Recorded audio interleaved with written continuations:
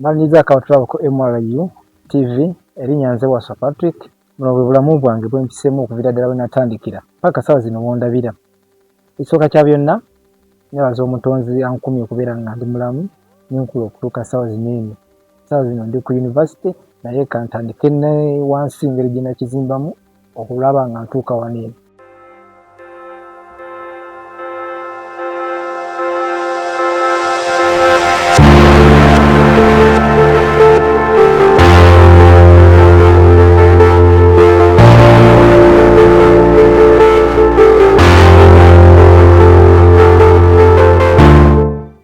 Erinnya lyange nze Wasswa Patrick, mwana nzaalwa ya mu kyalo Ngalagala mu ggombolola y'Empenja mu disitulikiti y'e Gomba.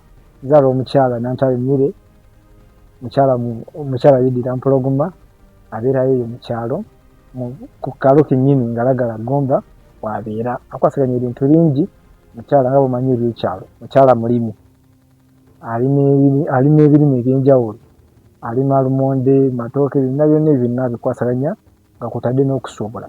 Ate muzadde wange Katonda omusajja, ye Katonda yamujjulula, yali ayitibwa Ssebidi Enoch, nga musajja mu Nseenene era wondabira nze nnidirira Nseenene. Katonda yamujjulula, Katonda amusonyiwe ebyamusobako ku lunaku luli.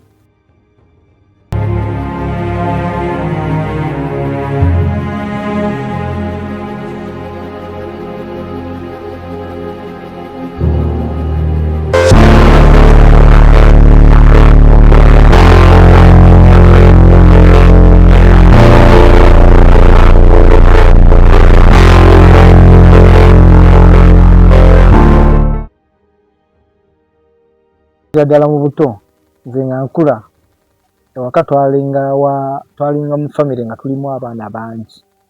So mu buto bwange nanyumirwanga nnyo okuzannya ennyo olw'okuba twalinga ewaka bangi, tuliwo abaana nga 8,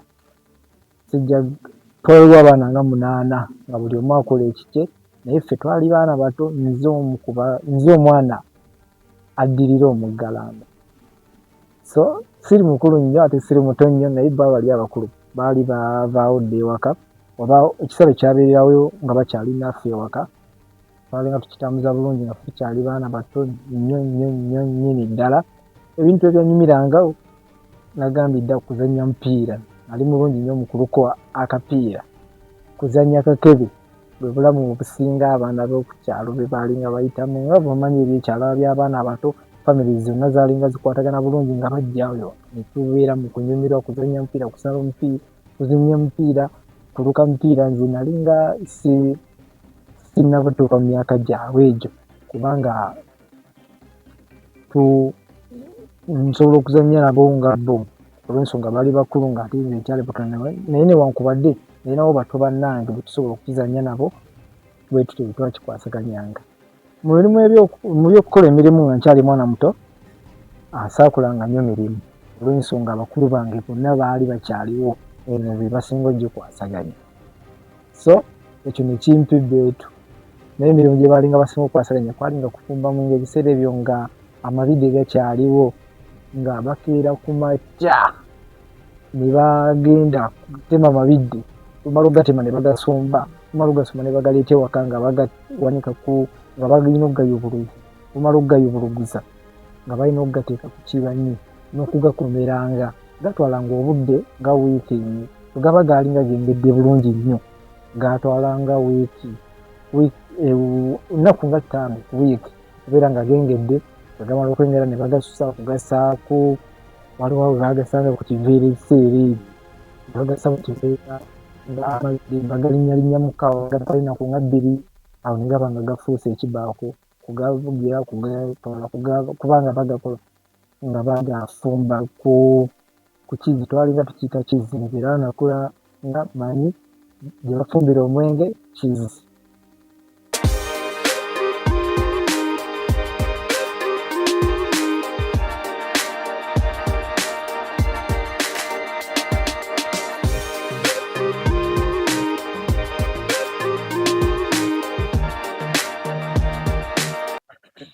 Njogera ku by'ensoma yange okuviira ddala nga nkyali muto.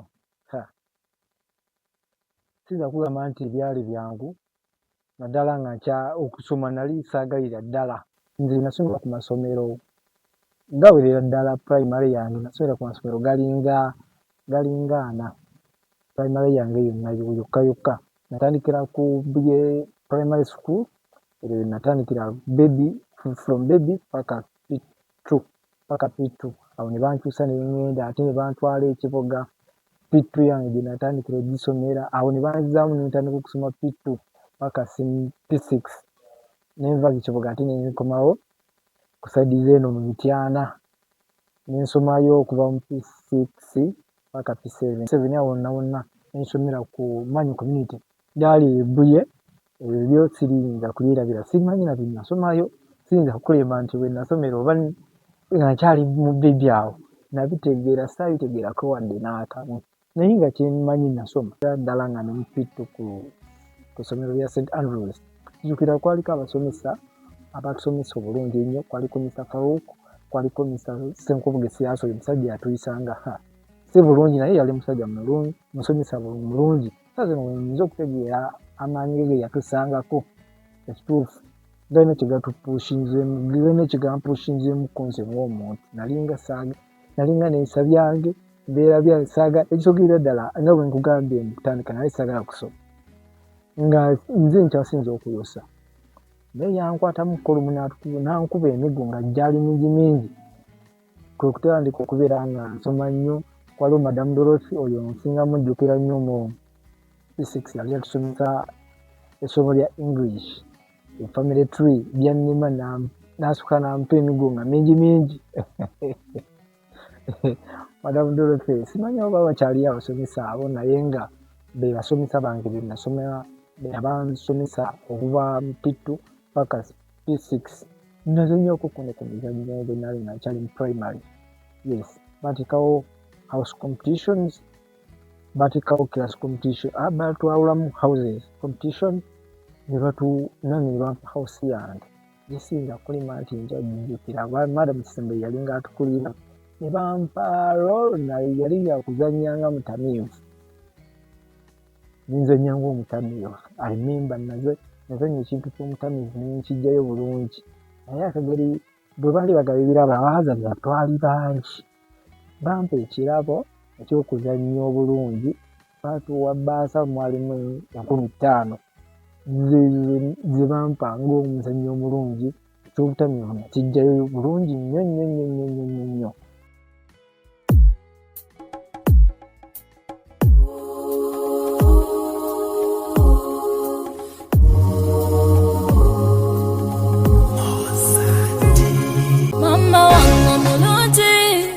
Mukama kumpere bingi teri yakusinga bulungi era nde n'okusabira n'oluusi ngezagezako webazifunye mutaleka kyabiri nawe kaba katono mama nikagabana nawe kuba wanjigiriza.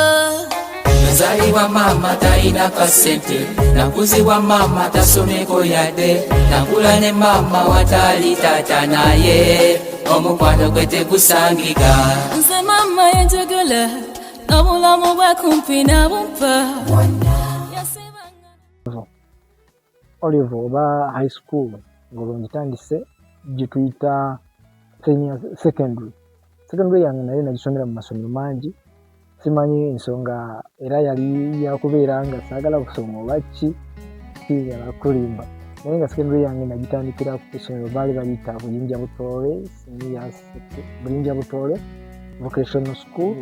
Nenkikuba mu kaawo nga ndi shy nnyo nga bw'okiwulira. Nensoma neneewera okusoma awo ntandikira okwagala okusoma. Wabula obuzibu bwe nalina bwakuba nga ndi musirikisi era nakati ssaawa zino eno siyinza omuntu gwoyinza okugyamu nnyo ebigambo ebingi ennyo. Newankubadde kati ssaawa zino okabayogulaffe kange nkogera nga at least from experience nalinga ndi shy. Abaana baali bankunkolangako effujjo naye olw'okuba nga ndi musirikisi abamu baalinkyanamukko baalinga tebamanyi kikigenda kulowooza kiyinza kuzzaako emifeesi mba nyiize wewe nyeno nga sirina buzibu. Naye nga bo muli eri balina ekirowoozo nti omusirikise bw'omusumba waba omukolako effujjo ayinza okukubirawo. Olwo nno mmala P7 yange ngenda ku Olevo oba high school ng'olwo ngitandise gye tuyita secondary yange naye nagisomera mu masomero mangi.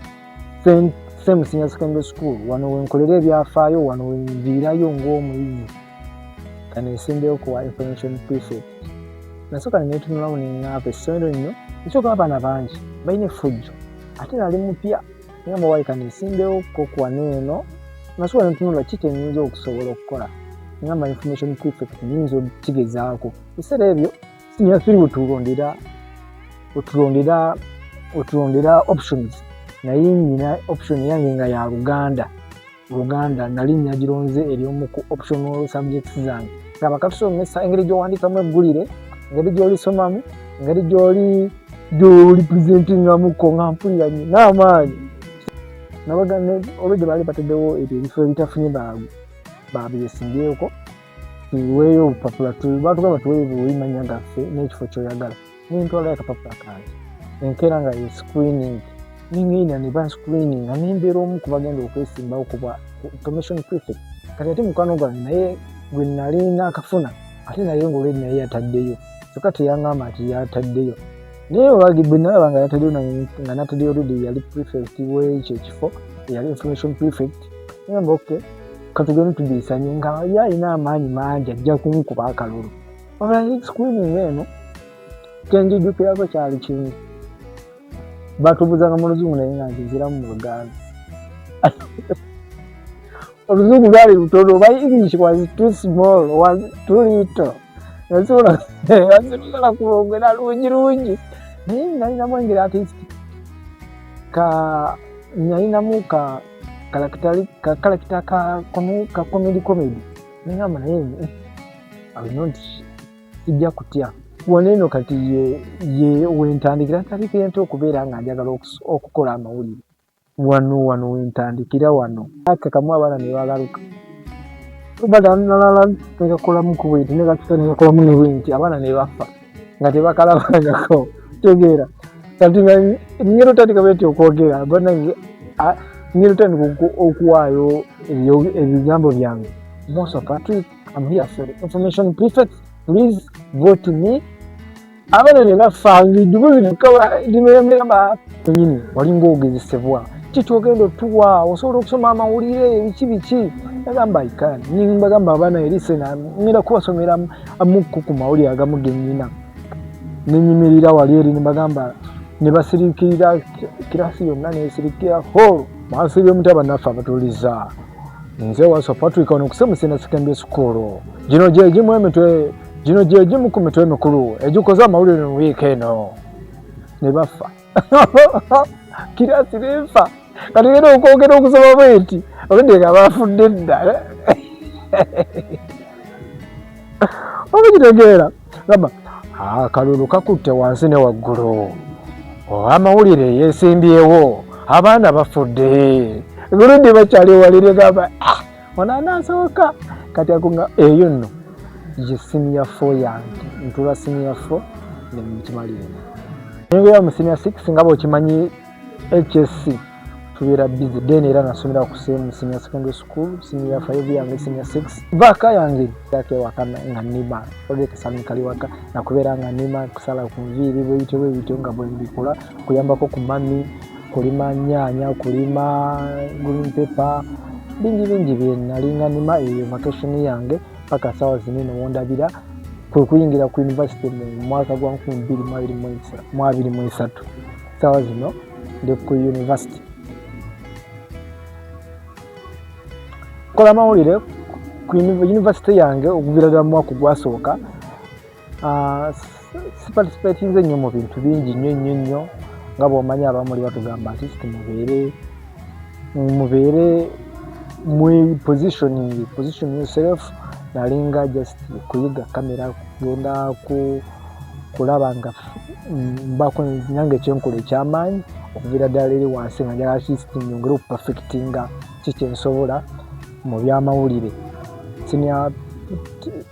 semester 1 semester 2 omwaka ya wanu yange nembirawo nga naye at least ngezaako okwepositioninga, ya 2 era neyongedde okwepositioninga, ya 3 wentegeredde ddala amawulire ki kye gategeeza nga baŋŋambye okukola documentary bansindise mu field okukwata ebintu